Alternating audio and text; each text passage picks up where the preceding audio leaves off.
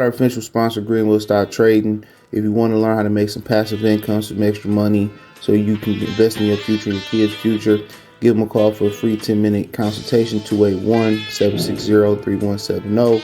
Go get to the bag. All right, man, let's talk about David Morrell. His opponent fell out just under 2 weeks as he is about to co-feature for Gervonta Davis and Ryan Garcia card. He now fought Yamaguchi Falcao. I think Falcao might have been the Olympic gold medalist. He got a brother too, Escobar Falcao. I'll get them mixed up.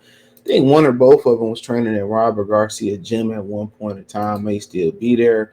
I think this is. I'm just saying off a namesake. This is an upgrade. I didn't know much about the other guy. I know he fought a guy out of Detroit named Winford Harris. Winford Hot Boy Harris was really pretty supposed to be pretty good here in the D. Uh, so yeah, he was out of Nashville. The original guy, Agbeko, he couldn't get a Nevada State athletic license. Uh, so so yeah, he couldn't get a license. So that was the problem with that. But we're going in a little bit about Falcao. Um, you know,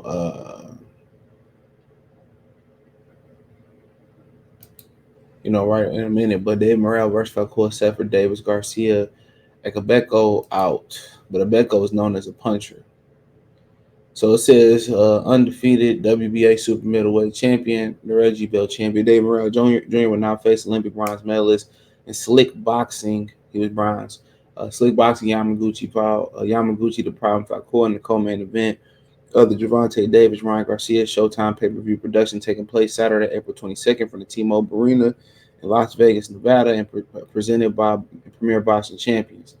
Falcao, the most accomplished fighter that Morales faced, replaces Ghanaian power puncher Sine Agbeko, who was originally scheduled to face Morrell but was forced to withdraw after not being licensed by the Nevada State Athletic Commission. All right, the pay-per-view telecast begins at 8 p.m. Eastern Standard Time, 5 Pacific time. Now, that's interesting there that they trying to get this on earlier, an hour earlier than usual. Because a lot of these main events, I think the last card they did with Caleb playing David Morrell, I mean David Caleb playing David Benavidez, that happened like after midnight, I believe. That Tulsa, Oklahoma card that was topped by Isaac Dogbe and Roberzio Ramirez, bruh, that started off at midnight, 11 after midnight, um, 11 after midnight. So I don't really get all that. They starting so late. That's one thing I hate about fights being on the West Coast. Shit be late as hell. And even some of them East Coast fights kind of be, kind of late as hell. So it's good they starting an hour early. It's probably still gonna be on track to be on midnight. But it's headlined by undefeated rivals Gervonta Davis and King Ryan Garcia in 12-round showdown. Pay-per-view will also see Morrell and Falcao as the co-main event over 12 rounds, a rematch between super middleweight sluggers Gabriel Rosado and whoever back to Magaba. He already knocked him out in like a few rounds. And hard-hit 19-year-old Elijah Garcia facing Mexico's Kevin Salgado in the pay-per-view opener. This event is promoted by TGB Promotions, GTD Promotions, Gervonta Davis Promotions, TGB Promotions, and Golden Boy Promotions. Cuban native who came to Minneapolis to begin his pro career in 2019, David Morrell, 8-0-7 KOs, has quickly shown off his talent and made him a standout in the Cuban storied amateur scene. 25-year-old captured an interim title by dominating unbeaten Lennox Allen in August 2020 in just his third pro fight.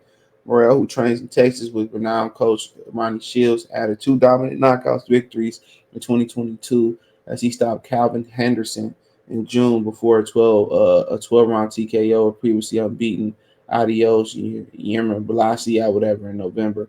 Although I have a new opponent, the mission is still the same: seek and destroy Morrell Jr. Says Morrell Jr. I've been fighting my whole life. I've seen every style. I've prepared to face anyone that's in front of me. It's time to go. Time it's go time as usual. Don't miss the fight. So, and 2012 Olympia Falcao 24-1-1 represents the native Sao. I can't pronounce. It's Brazil. How about that? 35-year-old won 8 straight bouts heading into 2022, including a busy 2020 heading to April 22nd, including a busy 2022 campaign that saw him earn 5 victories, including his most recent knocking out Ernest Amazu in December. Falcao only loss came via close decision to Christopher Pearson in May 2019, which immediately preceded in December 2019 draw against super middleweight contender Demetrius Ballard. And neither one of them that good. So, hey. They called me the problem. I'm coming to show the world I have a talent and determination to become WBA super middleweight champion. Said Falcao, I promise that everyone tuning in will be extremely happy with the show we put on. I'm coming on to win. But, losing to them guys or having a draw with them guys is by far terrible. It's terrible, Kenny. It's terrible. I'll tell you, Kenny. Krispy Kreme donuts, Shaquille O'Neal. Why would they put this on TV, Shaquille? I'd rather watch the Boston Celtics sweep the Atlanta Hawks. And it's your co-feature, so bro, you basically just want to tune in, bro. To be honest, ain't nothing interest on that card other than watching that prospect fight, open the card. You probably just want to, honestly, you just probably want to tune in, bro. Like during the main event. But shit, if you go out, turn up, or you close your eyes, you may miss the main event. So do something that's gonna keep you busy. But then again, namesake ain't everything too. Sometimes them no name fights be good fights too, just for entertainment. But bro, quite honestly, dude, I probably just tune in for the main event. I might take a nap, set my timer or something like the alarm clock or whatever. That's probably what I would do. That's probably what I would do. But I mean, it is what it is. I didn't know he was that old at all. I didn't know he was 35, but I already know he was talented. It's two of them. Escobar is the other one. Of them, I think Escobar might be the one that's a little bit younger, but nonetheless, just let you know what they think. Ice Cube saying no Vaseline. This is what they think about you. This is what they think about you. This is what they think about you. God damn, I'm glad y'all set it off. Used to be hard. Now you're just wet and soft. Now you was down with the AK. Now I see you on the video with Michelet looking like straight bozos. That's why I went so low.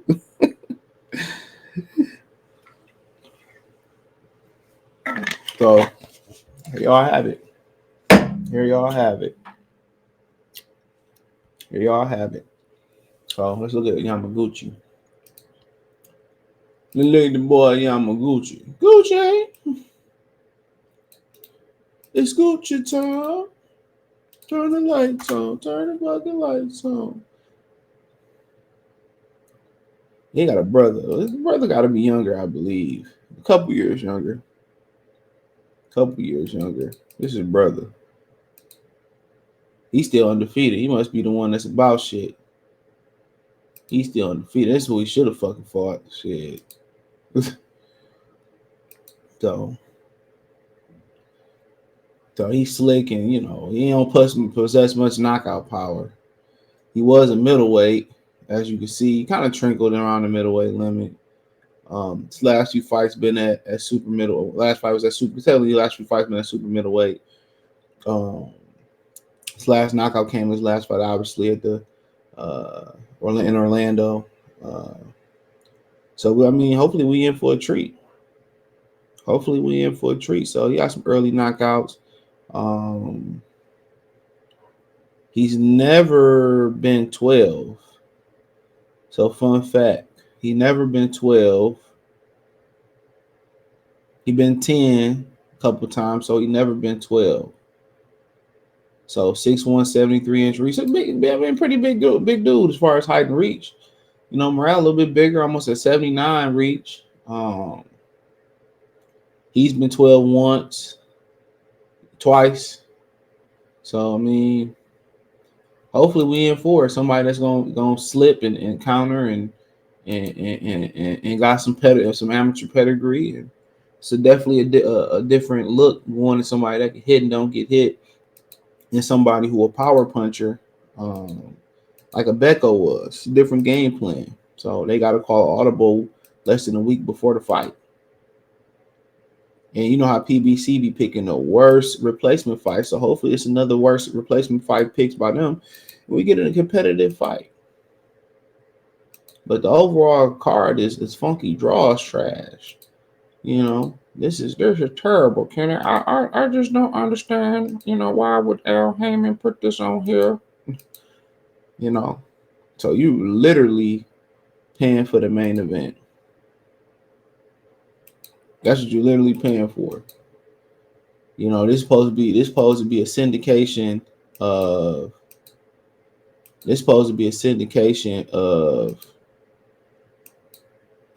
of boxing across the nation. It's supposed to be a very popular fight, and it's not. I mean, and they putting bullshit on there. You know, they putting bullshit on there. So I ain't too surprised though. Um, but hey, it is what it is. Let me know what you girls and guys think. Thumbs up the video, share the video, subscribe to the channel. Next subscribe button is the bell icon button. Hit all notifications, chance to get notifications. You go live or drop video financially. You want to support the channel, Cash App, $ CJ Good 313, Venmo CJ Good 313, PayPal link in description. Hit the link tree, find me on Twitter, Twitch, Instagram, Spotify, Anchor, Cash App, Venmo, PayPal, Apple Podcasts, Google Podcasts, the whole nine. Appreciate the love, support. Peace.